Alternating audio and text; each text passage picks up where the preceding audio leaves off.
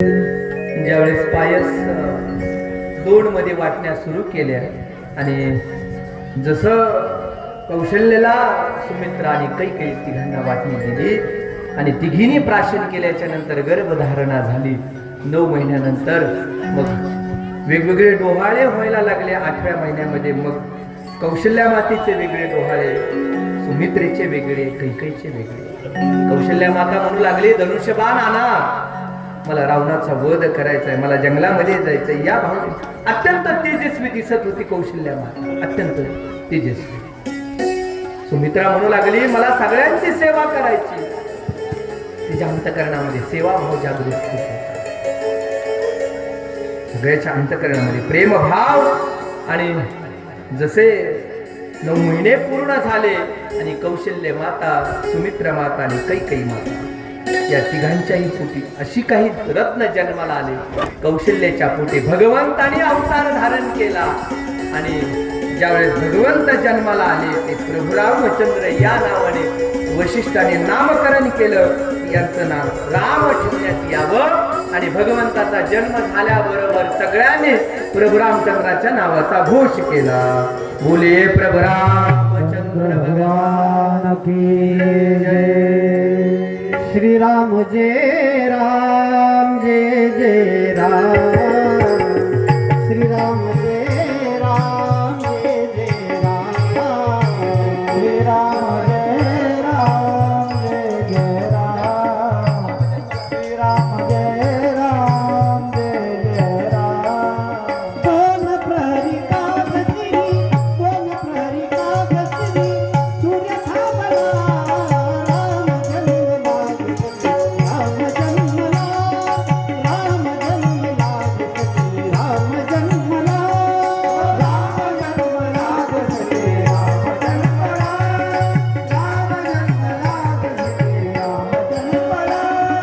दोन प्रहरी कागसिनी, दोन प्रहरी कागसिनी, सूर्य थांबला, राम जन्मला, राम जन्मला, राम जन्मला, राम जन्मला, राम जन्मला, कौशल्याबाई उघडी लोचने, उघडी लोचने, कौशल्याबाई उघडी लोचने, जिकुनी जाय माय तसा पुत्र दर्शने, पुत्र दर्शने, माय तसा पुत्र दर्शने, पुत्र दर्शने। ओ घरले आशुनयनी, ओ घरले आशुनयनी, कंठ दाटला, राम जन्मला, राम जन्मला, राम जन्मला, राम जन्मला, राम जन्मला, राम जन्मला, राम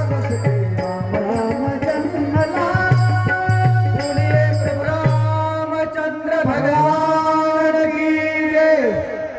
भगवंताचा जयघोष करण्यात आला आणि नामकरण झालं। त्यांच्यावर संस्कार करण्यात आले आणि प्रभू रामचंद्राचा जन्म, तिथून पुढे रामायण असा असलेला प्रभू रामचंद्राचा जन्म सूर्यवंशामध्ये झाला। आणि जसा सूर्यवंशाचा कथाभाग सांगितल्याच्या नंतर राजा परीक्षित म्हणू लागले, देवा, शुकाचार्यांना म्हणू लागला की देवा मला सांगा बरं, शुकाचार्यजी, अरे माझ्या गर्भामध्ये ज्यानं माझं रक्षण केलं, ज्यावेळेस मी आईच्या गर्भामध्ये होतो, उत्तरेच्या गर्भामध्ये, मातेच्या गर्भामध्ये होतो, अश्वत्थाम्याने माझ्यावर ब्रह्मास्त्र सोडलं होतं, त्यावेळेस माझं रक्षण केलं ते भगवान श्रीकृष्णाने रक्षण केलं। मी ऐकलंय तो भगवान श्रीकृष्ण चंद्रवंशामध्ये जन्माला आले, त्यांच्याही जन्माची काहीतरी कथा सांगा ना मला। जर त्यांच्या जन्माची कथा ऐकली तर नक्की मी पुनीत होईल, मी पावन होईल, कारण माझं रक्षण त्यांनी केलं। मला हा जन्म मिळाला आहे तो त्यांच्यामुळे मला जन्म मिळाला। मी आज राजा म्हणू नये, आज मी तुमच्या पुढे बसलेलो आहे, आज कथा भाग ऐकतो ते त्यांच्यामुळे ऐकतो, तर मलाही त्यांची कथा ऐकायची। त्यावेळी शुकाचार्य सांगू लागले, राजा परीक्षितेला, अरे चंद्रवंशाची कथा सांगत असताना सांगितलं की यादवांचं कुळ होतं आणि त्या चंद्रवंशामध्ये उग्रसेन आणि देवक नावाचे दोन भाऊ होते. उग्रसेन आणि देवक यादवामध्ये. आणि त्या उग्रसेनाचा मुलगा होता, त्याचं नाव होतं कंस. आणि देवक नावाची मुलगी, देवक नावाचा जो राजा होता, देवक नावाचा उग्रसेनाचा जो भाऊ होता, लहाना भाऊ होता देवक, त्याची मुलगी होती देवकी. म्हणजे कंस आणि देवकी हे चुलत बंधू बहीण भाऊ होते. कंसाच्या चुलत्याची मुलगी होती देवकी. आणि शूरसेन नावाचा जो राजा होता, त्याच्या पोटी मुलगा जन्माला आला, त्याचं नाव होतं वसुदेव. आणि वसुदेव हा कंसाचा मित्र होता. मग कंसाने काय केलं तर आपली बहीण मित्राला द्यावी या भावनेने वसुदेवाबरोबर देवकीचा विवाह रचला गेला. आणि जसा देवकीचा विवाह रचला गेला, कारण हा उग्रसेन हा राजा होता आणि कंस हा युवा अवस्थेमध्ये आलेला होता, प्रौढ अवस्था आली होती, पण उग्रसेन राजा होता. उग्रसेन हा राज्य सोडायला तयार नाही आणि कंसाला राजा व्हायची घाई झालेली होती. आपण राजा कधी होणार याची घाई झाली. मग तो राजधानीमध्ये फिरत असताना खरं पाहिलं तर उग्रसेन केवळ नावाला राजा राहिला होता, सगळं राज्य कंसच करत होता. राजधानीमध्ये अन्याय करण्याचं कार्य करायचा नाही, त्या ठिकाणी कोणतंही काम करायचं. सगळे मथुरावाशी सगळी वैतागली होती कंसाला. बऱ्याच जणांनी या कंसाच्या भिन्न मथुरा सोडून यादव बरेच जण सोडून गेले होते. या वसुदेवाने स्वतःची पत्नी, स्वतःची जी पत्नी होती वसुदेवांची रोहिणी, तिला सुद्धा नंद बाबाच्या म्हणजे गोकुळामध्ये ठेवलं होतं या कंसाच्याच भीतीपोटी. एवढा भयंकर कंस झाला होता, भयंकर अन्याय करायचा दुराचारी कंस होता. आणि असा असलेला कंस ज्यावेळेस बहिणीचं लग्न ठरलं, त्यावेळेस त्याला असं वाटलं की या बहिणीच्या लग्नामध्ये आपण एवढा आनंद उत्सव साजरा करावा की लोकांना वाटलं पाहिजे की कंस किती न्यायप्रिय आहे, कंस किती चांगला आहे, कंस किती आपल्या बहिणीवर किती प्रेम करतो, जीव लावतो, पहा बरं, असं लोकांना दिसावं म्हणून त्यानं बहिणीचं लग्न एवढं आयोजित केलं की ब्राह्मणाची सेवा, साधू संतांची सेवा, दान धर्म करू लागला, अन्नदान केलं, रथ सजवला आणि वसुदेवांना आणि देवकीला रथामध्ये बसवलं आणि मिरवणूक काढायला सुरुवात केली मथुरेमध्ये. आणि त्या रथाचं सारथ्य स्वतः करायला सुरुवात केली त्या कंसाने. आणि ज्यावेळेस विवाह झाला, वसुदेव आणि देवकीचा विवाह झाला आणि विवाह झाल्याच्या नंतर त्यांना रथामध्ये बसून आता त्यांना वाटायला व्हायचंय, त्यावेळेस स्वतः रथाचं सारथ्य केलं, त्यांना रथामध्ये बसवलं देवकीला आणि वसुदेवांना आणि सारथ्य करून आता बाहेर चालला. त्यावेळेस नगरीच्या बाहेर येणार त्यावेळेस आकाशवाणी झाली, अरे ज्या बहिणीच्या लग्नामध्ये तू एवढा उत्साह करतोस ना, एवढा आनंदी आहेस, एवढा उत्साही आहेस, त्याच बहिणीच्या पोटी एक मुलगा जन्माला येईल, 8वा मुलगा म्हणून भगवंत अवतारी आणि तुझा नाश अशी आकाशवाणी. 8वा मुलगा म्हणून भगवंताचा अवतार होईल आणि तुझा नाश होईल. असं बोलल्याबरोबर ती आकाशवाणी कंसाने ऐकली आणि कंसाचा मूळ स्वभाव जागा झाला आणि तलवार काढली आणि आपल्या बहिणीला मारायला धावला. बहिणीला मारायला धावल्या बरोबर वसुदेव महाराज मध्ये आले, कारण पत्नी आहे ना आता वसुदेव महाराजांची. पत्नी रक्षण करणं हे पतीचं कर्तव्य. आद्य कर्तव्य काय पतीचं, तर पहिलं पत्नीचं रक्षण करणं, तिच्या संपूर्ण जबाबदारी घेणं, संपूर्ण जबाबदारी घेणं. रक्षण करण्यासाठी पुढे आले आणि हात जोडले कंसाला वसुदेव महाराजांनी. आणि कंसा, अरे हिचा 8वा पुत्र, ही तर मारणार नाही ना तुला, हिचा 8वा पुत्र, ही जगली तर हिला पुत्र होतील ना, हिचा 8वा पुत्र, आणि जेवढी हिला मुलं होतील तेवढी मी तुला तुझ्या स्वाधीन करून टाकेन, मुलगा जन्माला आल्याबरोबर तुझ्या स्वाधीन करून टाकेन. असं बोलल्याबरोबर त्या कंसाचा एवढा अत्याचार आणि अन्याय वाढत चालला होता, वाढत चालला होता. देवकी माता आणि वसुदेव महाराजांना त्या कंसानं बंदीखानामध्ये कैद करून ठेवलं. उग्रसेनाचं राज्यपद काढून घेतलं आणि स्वतः राजा झाला कंस. देवकीला कैद करून टाकलं. दोघंही कारागृहामध्ये कैद झाले. देवकी महाराज, वसुदेव महाराज आणि देवकी माता. पहिला मुलगा जन्माला आला, कंसापर्यंत बातमी गेली आणि मारायला सुरू. ते द्वारपाल होते, रक्षण करणारे होते, जे जेलमध्ये, ज्या कारागृहामध्ये रक्षण करणारे होते, ते घेऊन गेले त्या लेकराला, जन्माला आलेल्या लेकराला घेऊन गेले. कंसाने हातामध्ये ते लेकरू घेतलं आणि कंसाने विचार केला की ही लेकरू मारून काय होतं.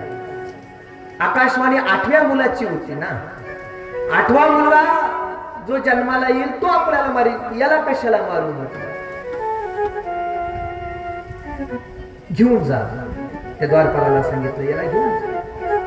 जसा द्वारपाल मागे फिरायला लागला त्यावेळेस नारदजी तिथं प्रगट झाले आणि नारदजीने सांगितलं, अरे कंसा तू काय करतोस म्हटले. कंसाने सांगितलं त्या लेकराला जीवदान दे. अरे हाच लेकरू तुला मारू शकतो. अरे नाही, आकाशवाणी 8वा मुलगा असे आकाशवाणी, अरे हा सुद्धा 8वा भरू शकतो ना. जर उलट मोजलं 8 पासून 1 सुद्धा 8 होतोच ना. जर त्याचं गणित कसंही उलट सुलट होऊ शकतो त्या भगवंताचं गणित. भगवान परमात्मा खटकत आहे, त्याचं गणित कसंही होऊ शकतं. आता जरी 1 नंबरला जन्माला आला असला तरी तो उलटा होऊन त्यात 1 8 पासून माग माग मोजत आलं तर 1 हा 8 होऊन जातो. नारदांना विचारलं, का बरं तुम्ही कंसाला, का बरं त्या लेकराला मारायचं सांगितलं. नारदाने सांगितलं, पुण्य सारावया भेटी ऋषी. महर्षी ऋषी नारद भेटलेत कशासाठी. अरे कंसाने सुद्धा काहीतरी पुण्य केलं होतं, त्याच्या पुण्याचा नाश करायचा होता, म्हणून त्याच्याकडून हे 6 मुलं मारून घ्यायची होती नारद, कारण पुण्याचा नाश करायचा होता. एवढा अधम वाढू लागला होता, एवढा अधम वाढू लागला होता. 6 मुलं मारली त्याला.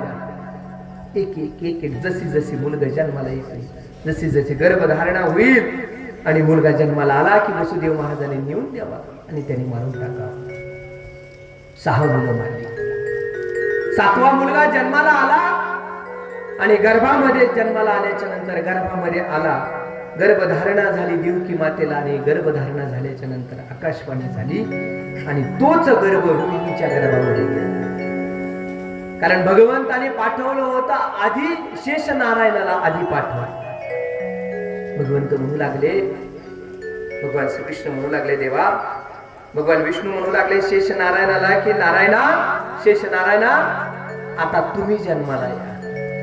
कारण राम जन्मामध्ये तुम्ही लक्ष्मण झाला होता, आता या जन्मामध्ये तुम्ही मोठे व्हा, मी लहान. कारण शेष नारायणाने तक्रार केली देवाकडे, देवा मागच्या जन्मामध्ये आपण, आता तर जन्म अवतरित होणारच आहोत आपण दोघं, पण मागच्या जन्मामध्ये मला 14 वर्षाचा वनवास भोगावा लागला, तुमची रात्रंदिवस सेवा करावी लागली, म्हणून मला आता जन्म जो येईल, जो अवतार होईल, येणारा अवतार मला तुमच्यापेक्षा मोठं करावं.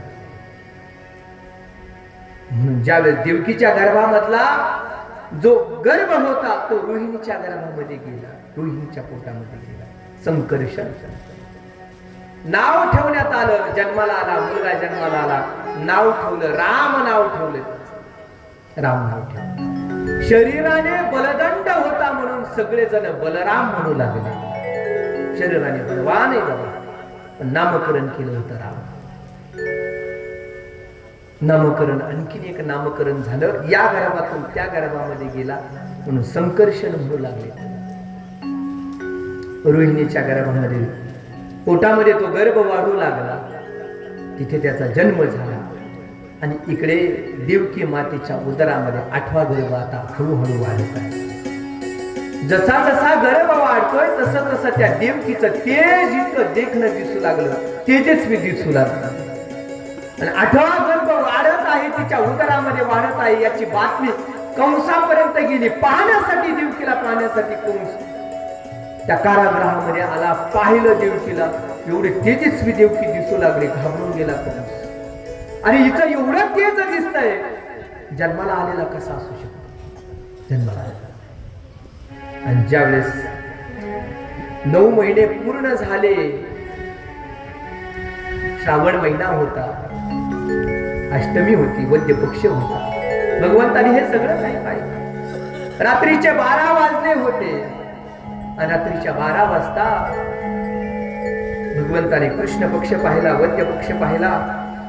अष्टमी तिथी होती आणि अष्टमी तिथीच्या दिवशी भगवंत त्या देवकी मातेच्या पोटी जन्माला आले. भगवंताचा जन्म झाला. देवकी माता पाहू लागली. इतकं सुकुमार आणि इतकी गोड रूप दिसू लागली. देवकी माता म्हणू लागली, जन्माला आल्याबरोबर भगवंत 8 वर्षाचे म्हणून जन्माला आले. देवकी माता म्हणू लागली की भगवंता तुम्ही 8 वर्षाचे म्हणून जन्माला आले, माझं लेकरू कोण मानणार आहे? लहान भगवंताने बाळ वेश धारण केला. तान्ह्या लेकराचं वेश धारण केले आणि तान्ह्या लेकराचं वेश धारण करत असताना भगवंताचा जन्म झाला. तो श्रावण महिन्यामध्ये जन्म झाला. नामदेव महाराजांनी तो गोड वर्णन केलं ना, दशरथे मारिला तूची होता. दशरथाने ज्याला मारलं, कोणाला मारलं? श्रावण बाळाला मारलं. म्हणजे श्रावण महिना होता. श्रावण महिना होता. त्याचबरोबर अष्टमी होती. वसुनाम तिथी बुधवार असे, वार बुधवार होता. अष्टमी तिथी होती, वार बुधवार होता. हे सांगताय कोण कोणाला? तर शुक सांगत असे परीक्षिती. हे नामदेव महाराज अभंगामध्ये सांगतात. हे कोण कोणाला सांगताय? शुक भगवान राजा परीक्षितीला सांगताय. ही सगळी घटना सांगतात. नक्षत्र कोणतं होतं? तर रोहिणी नक्षत्र होतं. 2 प्रहर रात्र झालेली होती आणि नवग्रह सगळे अनुकूल झालेले होते आणि भगवंत वसुदेव महाराजांच्या कुळामध्ये जन्माला येणार. आणि भगवंत जन्माला आल्याच्या नंतर 8 वर्षाचे म्हणून जन्माला आले. आणि जन्माला आल्याच्या नंतर तो जन्माला आला कसा? तर अयोनी संभव असा भगवंत जन्माला आला. नामदेव महाराजांनी सांगितलं, अयोनी संभव मोहे काही श्रमी, अयोनी संभव मोहे काही श्रमी, अयोनी संभव मोहे काही श्रमी, अयोनी संभव मोहे काही श्रमी. नामयाचा स्वामी प्रगटला, नामयाचा स्वामी प्रगटला, वसुनामती बुधवारा, वसुनामती बुधवारा. नामयाचा स्वामी प्रगटला, नामयाचा स्वामी प्रगटला, बुधवारासे, वसुनामती बुधवारासे. भगवंताचा जन्म झाला. अयोनी संभव म्हणजे काही श्रमी नामयाचा स्वामी. जसा भगवंताचा जन्म झाला, सगळ्या देवतांनी भगवंताच्या नामाचा जयघोष करायला सुरुवात केली. भगवंताच्या नामाचा जयघोष केला आणि भगवंताच्या नामाचा जयघोष करून पुष्पवृष्टी करायला सुरुवात. जयघोष आणि फुलं टाकून गोपाल कृष्ण भगवान की जय. आणि सगळ्या देवदेवतेंनी भगवंतावर पुष्पवृष्टी करायला सुरुवात केली. सगळ्यांनी फुलं टाकून भगवंतावर एकदा फुलं टाकून गोपाल कृष्ण भगवान की जय. भक्तवत्सल भगवान की जय. जय जय राधा राणी सरकार की जय. भगवंताचा जन्म झाला. अष्टमीच्या दिवसाच बरोबर श्रावण महिन्यामध्ये जन्माला आले. वर्षा ऋतू होता आणि रोहिणी नक्षत्र. भगवंताला विचारलं, याच काळामध्ये तुम्ही जन्माला का आलात बरं? वर्षा ऋतूमध्ये जन्माला आलात, रोहिणी नक्षत्रच होतं, बुधवारच होता, का बरं असं? का तुम्ही का जन्माला आले? भगवंताने एक एक कारण सांगायला सुरुवात. का घेतला जन्म? भगवंताने चंद्रवंशामध्ये जन्म का घेतला याचं कारण, प्रत्येकाचं कारण. चंद्रवंशामध्ये जन्म घेण्याचं कारण काय? तर मागचा जन्म होता सूर्यवंशामध्ये आणि सूर्यवंशामध्ये जन्म झाल्यामुळे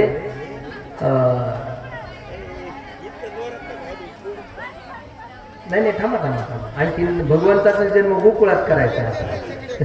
हे आपल्याला आता सध्या त्याला द्वारकेचा जन्म झाला, मथुरेचा जन्म झाला आपला, आता आपलं गोकुळात करायचं. थांबा थांबा, सगळं होईल, दम धरा.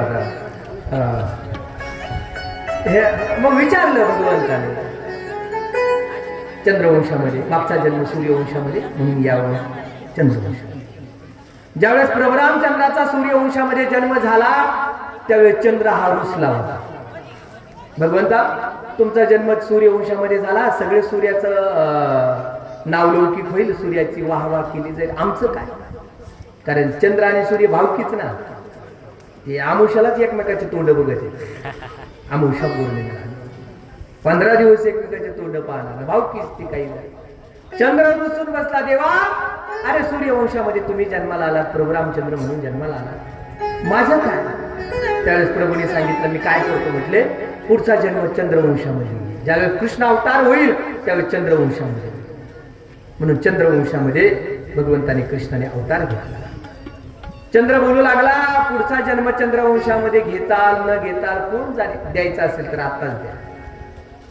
ते लोक म्हणत असतात, तुला पुढल्या पंचवार्षिक मध्ये मंत्री करतो, पुढचं काय घेऊन बसले, द्यायचं असेल तर आता, पुढचं काय? तर प्रभू रामचंद्रांनी सांगितलं की ठीक आहे, तर माझं नाव राम असेल तर लोक मला प्रभू रामचंद्र या नावाने हाक मारतात, रामचंद्र असेल. रोहिणी नक्षत्रावरच का जन्म घेतला? आई होती रोहिणी, आई वसुदेव महाराजांची पत्नी रोहिणी. रोहिणीला असं कोणी म्हणू नये की मुलगा जन्माला आला, कृष्ण जन्माला आला, देवकीच्या पोटी जन्माला आला, देवकीच्या पोटी, सवती मत्सर होऊ नये म्हणून रोहिणी नक्षत्रावर जन्म घेतला. बरीच कारण आहेत, बरीच कारण.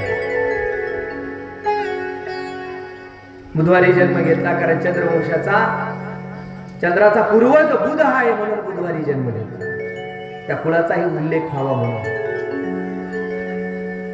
अष्टमीच्या दिवशी 8वी म्हणून जन्माला आले, 8 वर्षाचे जन्माला आले, 8 रूपामध्ये कार्य केले, बाल्य वेश धारण केला आणि वसुदेव महाराजाला सांगितलंय की मला आता नंद बाबाच्या वाड्यावरती घेऊन जा. आणि नंद बाबाच्या वाड्यावरती घेऊन गेल्याच्या नंतर जात असताना डोक्यावर घेऊन आले. भगवंताला वसुदेव महाराज घेऊन चाललेले आहेत आणि भगवंताला घेऊन जात असताना धोधो पाऊस पडत होता, रात्रंदिवस पाऊस, श्रावण महिना होता, धोधो पाऊस चाललेला होता. यमुनेला दोन्ही तडा संपूर्ण पाणी भरलेलं होतं आणि दोन्ही थडा यमुना भरलेली होती. आता जायचं कसं, पलीकडे जावं कसं? यमुना नदी पार करून जायचंय, वसुदेव महाराजाला पलीकडे जायचं. जसा वसुदेव महाराजांनी यमुना नदीमध्ये प्रवेश केला आणि प्रवेश केल्याबरोबर यमुना नदी अधिकच वाढत चालली होती, अधिकच वाढत चालली. शेषनारायणाने भगवंताला छत्री धरली, असं पाऊस लागू नये भगवंतावर आच्छादन केलं शेषनारायण भगवानाने आणि यमुना नदी वाढतच चालली, यमुना नदी वाढतच चालली, गळ्यापर्यंत आली वसुदेव महाराजांच्या. भगवंताने जाणलं आता वसुदेव महाराजांच्या आता तोंडामध्ये पाणी चाललं, गळ्यापर्यंत आली. भगवंताने कुपलीतून एक पाय बाहेर काढला आणि यमुनेला दर्शन दिलं आणि जसं यमुनेने दर्शन घेतलं भगवंताचं, यमुना शांत होती. आणि शांत झाल्याच्या नंतर नंद बाबाच्या वाड्यावरती भगवंताला घेऊन गेले. वसुदेव महाराज नंद बाबा होते, जागे होते.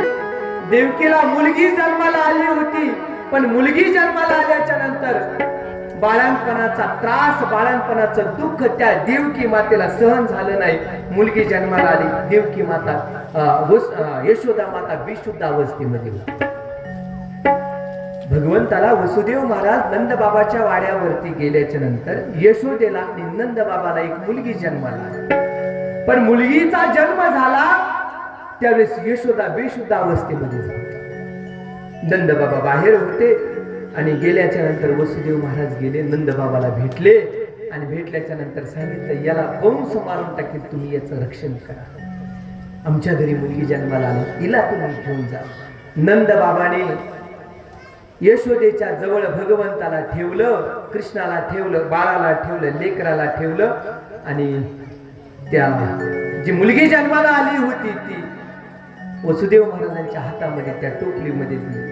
वसुदेव महाराज त्या मुलीला घेऊन पुन्हा मथुरेमध्ये प्रवेश केला आणि जसा मथुरेमध्ये प्रवेश केला सगळी बंधनं लागली, सगळी कुलप लागली. मायेने प्रवेश केला, बंधनं आपोआप येत असतात.